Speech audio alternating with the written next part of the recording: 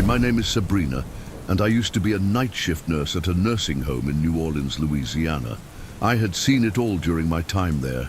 The building was old, one of those places with a gloomy air, long hallways, and rooms that housed the elderly residents we cared for. It must have been at least 50 years old, bearing the marks of time, peeling paint on the walls, windows that creaked at the slightest breeze, and wooden floors that echoed every step through the empty corridors at night. Most of the residents were lonely people, rarely visited by family. Unfortunately, many had been left there, with relatives only showing up on special occasions, if at all. The nursing staff became their only consistent human connection, and we did our best to provide them with comfort and companionship. My night shift routine was relatively calm, but required attention. Throughout the night, I would make rounds to ensure the residents were doing well, checking if they needed anything or were resting as they should. These rounds were crucial, especially since the nursing home took on a different atmosphere at night. The hallways, bustling and noisy during the day, transformed into long tunnels of silence and shadows after dark. I won't lie, sometimes the quiet and darkness of the corridors unsettled me.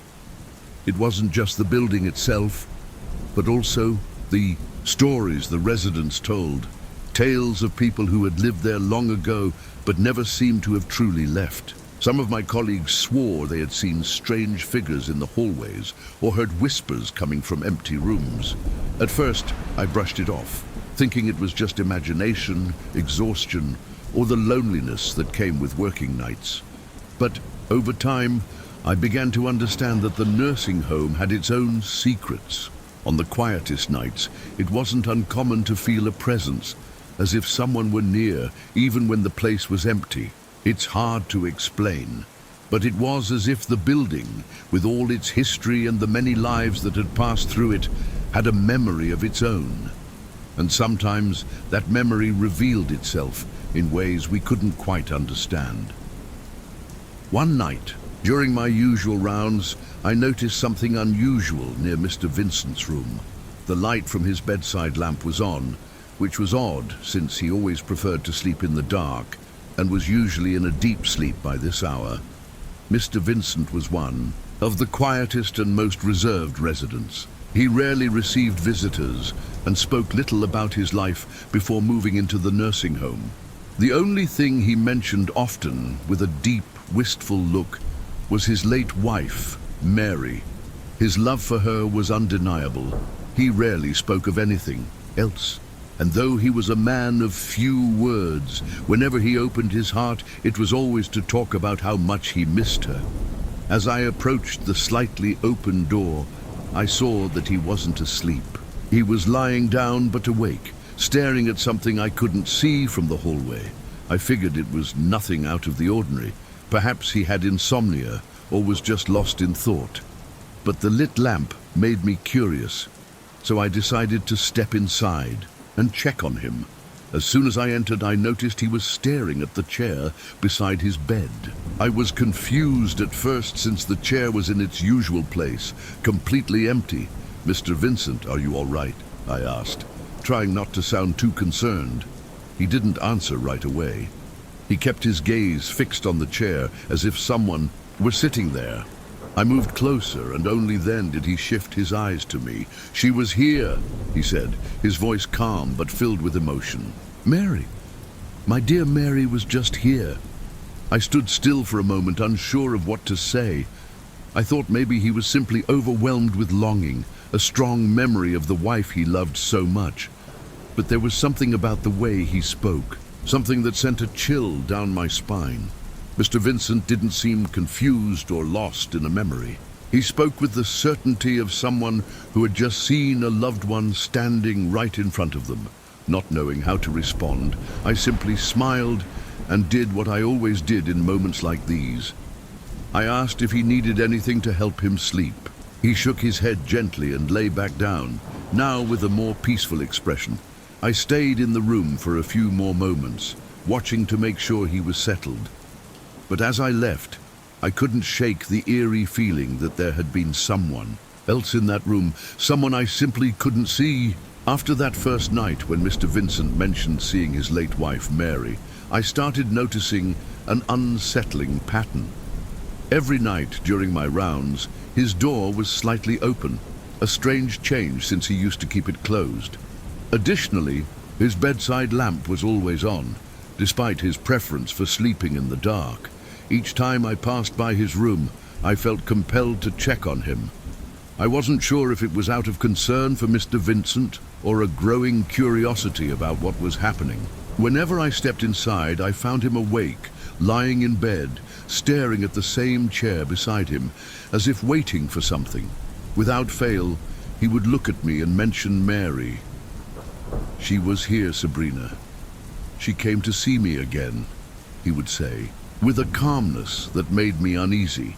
It was as if he were talking about something completely natural, as though it were normal for his deceased wife to visit him every night. I started noticing that these visits happened at the same time, 1 o'clock in the morning. Every single night, without exception, when the clock struck 1, I would find his door slightly open, the lamp on, and Mr. Vincent with that distant look in his eyes, waiting for someone. At first, I thought it might be a coincidence, or perhaps he was simply struggling with sleep and waking up at the same time each night. But as the days passed and the pattern remained unchanged, it began to unnerve me. It was as if something truly was happening, something I couldn't see, but that Mr. Vincent experienced every night. The atmosphere in the nursing home at night started to feel heavier. It wasn't just the silence or the dimly lit hallways, but the constant sensation that there was something else there, something I couldn't explain. And every time I looked toward Mr. Vincent's room, with the door slightly ajar and the lamp glowing, I felt a chill run down my spine, as though I wasn't the only one watching. It was another night on duty, and as had become routine, when the clock neared 1 in the morning, I prepared to pass by Mr. Vincent's room. I'd grown used to finding the door slightly ajar and the bedside lamp glowing. But that night, something felt different. The eerie sensation I always had was stronger, as if something was truly about to happen. As I entered the hallway leading to his room, I saw the door slightly open, just as expected. But this time, before stepping inside, something caught my attention. Through the gap, I saw a woman sitting in the chair beside Mr. Vincent's bed. She had her back to me. But what immediately stood out was the red dress she wore, a striking contrast against the dim and silent room. My heart began to race. There were no visitors allowed at this hour, especially someone I had never seen before. Who was this woman, and why was she here in the middle of the night? I decided to enter the room, trying to stay calm. As I carefully pushed the door open, the creaking wood sounded louder than usual. Yet the woman didn't move. She remained seated, gently running her fingers through Mr. Vincent's hair, as if completely unaware of my presence. "Excuse me," I said, trying to keep my voice steady. "Ma'am, do you need anything?" She didn't respond or even turn her head. The silence in that moment was absolute, and the feeling that something was terribly wrong intensified. It wasn't normal for a visitor to completely ignore a nurse, especially at such an unusual hour. My pulse quickened as I took a few cautious steps closer, bracing myself for something to happen. Then, out of nowhere, the door to the room shut on its own. It wasn't a loud slam, but the sound was enough to make me jump. I spun around, trying to understand how it had happened. There was no draft, and I hadn't touched the door. When I turned back to the woman, she was gone. What had seemed like a solid, real presence had simply vanished. My heart pounded in my chest, and for a brief moment I stood frozen, trying to process what had just occurred. I looked at Mr. Vincent, expecting him to be as bewildered as I was. But instead, he seemed calm, almost serene. With a soft smile, he looked at me and asked, "Did you see Mary, my wife? She comes to see me every night." His question left me speechless. I didn't know how to respond. What had I seen? Was it real, or was it just a hallucination brought on by exhaustion? But as I met Mr. Vincent's eyes, I realized that, to him, it was the absolute truth. And in that moment, I knew something far beyond my understanding was happening in that room. The days that followed that night were all the same.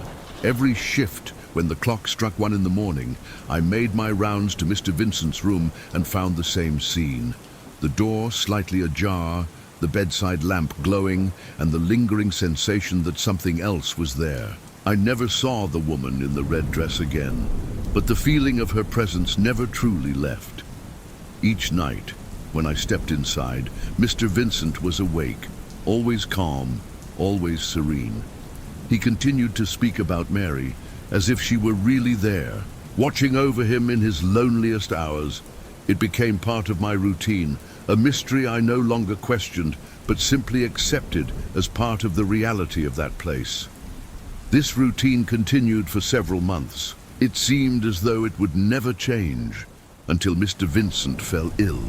Suddenly his health, which had been relatively stable, began to decline rapidly. He was transferred to a hospital where he was admitted for care. It felt strange arriving for my shift and not seeing him in his room. No lamp glowing, no door slightly open. The room felt emptier and colder than ever before. After he was hospitalized, I never found out what happened to him.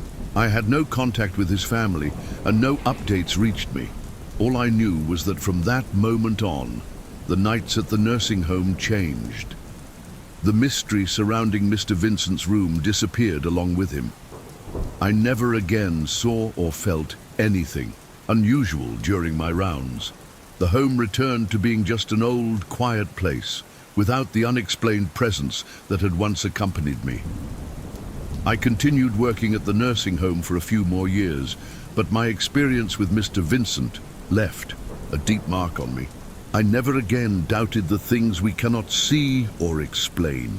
They exist, waiting to reveal themselves to those who are willing to believe.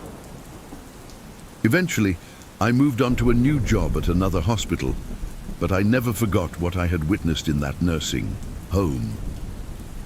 Sometimes I still think about Mr. Vincent and Mary, wondering if, wherever he is, she still visits him every night, watching over him just as she did on those nights when I saw something I will never forget.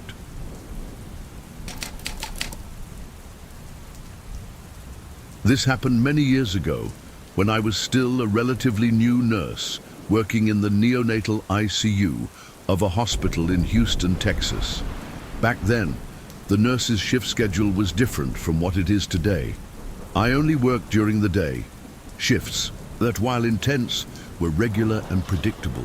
I was used to the daytime routine, where the environment was always bustling, with doctors and families constantly moving through the halls. The night shift, on the other hand, always seemed like a completely different world, silent and filled with an unsettling calm.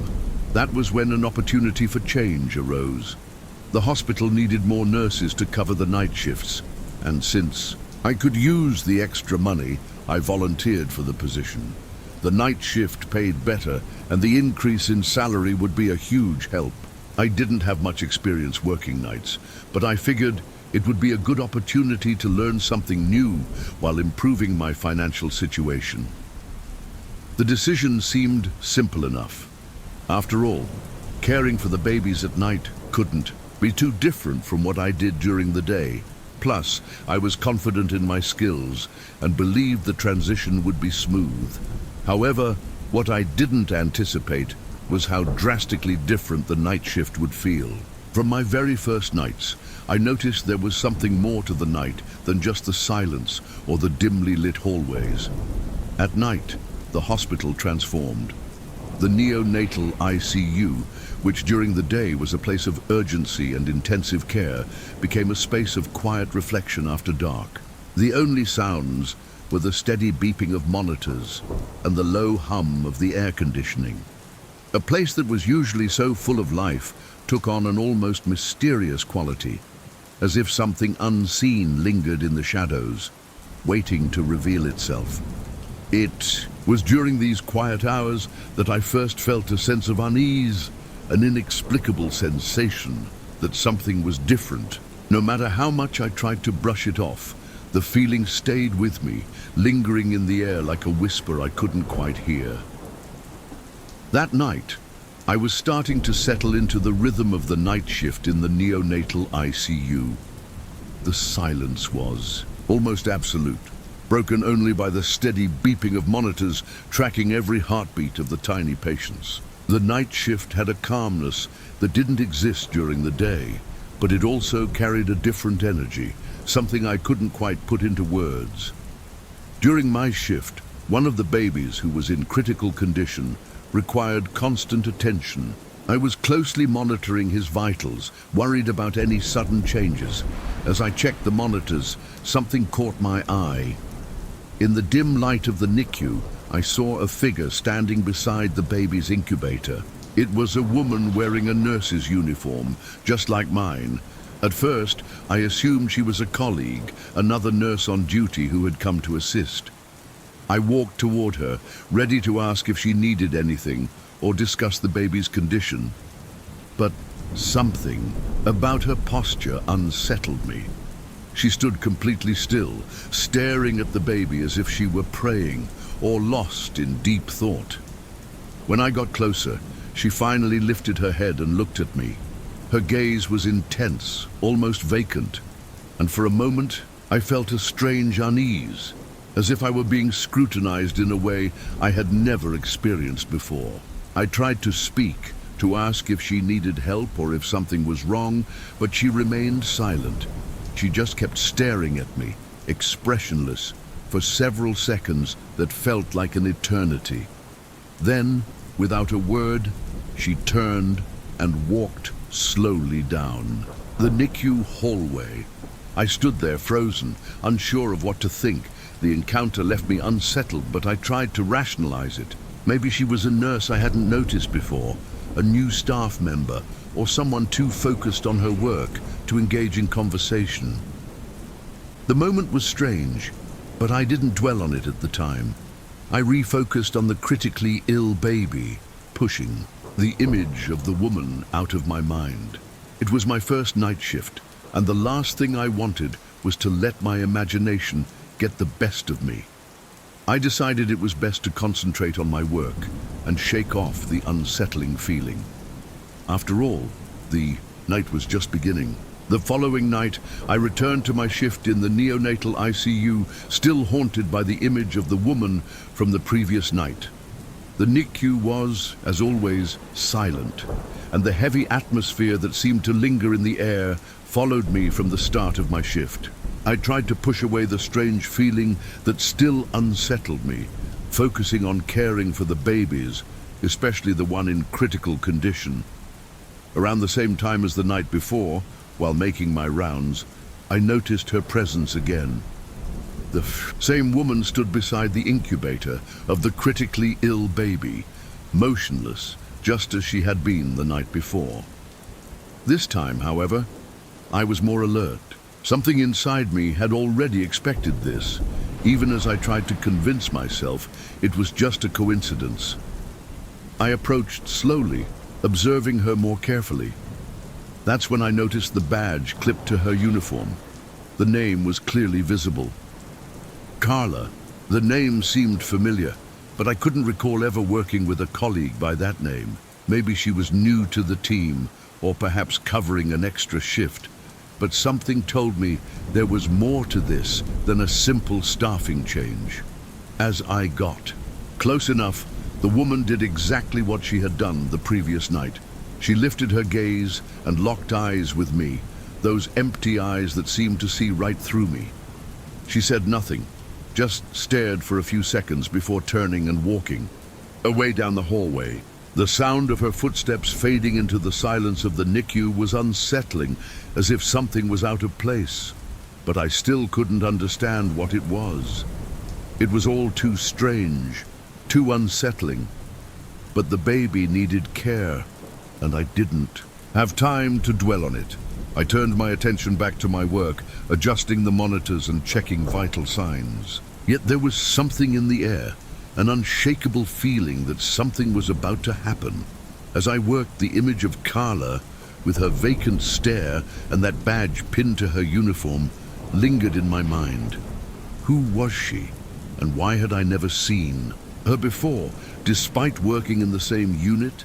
But at the same time, the urgency of the NICU pulled me back to reality, forcing me to focus on what needed to be done. Once again, I tried to push away the questions racing through my head. Working in the NICU was challenging enough, and the last thing I needed was to get distracted by thoughts that, at that moment, had no clear answers. Yet deep down, I knew something about this wasn't normal.